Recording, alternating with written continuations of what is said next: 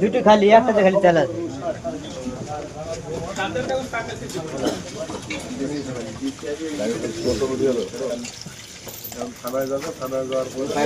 দেন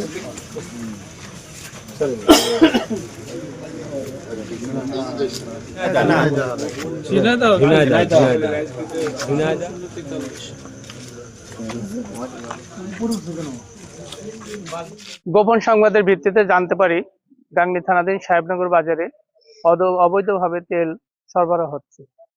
আমি তাৎক্ষণিকভাবে ঊর্ধ্বতন কর্তৃপক্ষকে অবহিত করিয়া ঘটনাস্থলে আসি।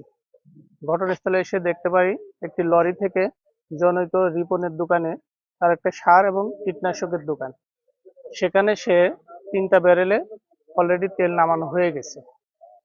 তখন আমি এসে তাদেরকে জিজ্ঞাসাবাদ করি যে এই তেলটা কোথা থেকে নিয়ে আসলেন। তো তখন তারা বলে যে আমাদের বাড়ি হচ্ছে কুষ্টিয়া দৌলতপুরের ভিতরে, আমাদের খুলনা ডিপো থেকে তেল নিয়ে আসছে, এটা দৌলতপুরে নিয়ে যাওয়ার জন্য। তো তখন আমি জিজ্ঞেস করি এই তেলটা তো এখানে অবৈধভাবে নামাচ্ছেন। পরবর্তীতে তাৎক্ষণিকভাবে তারা কোনো বৈধ কাগজপত্র বা এখানে সরবরাহের কোনো কাগজপত্র দেখাতে পারবে না।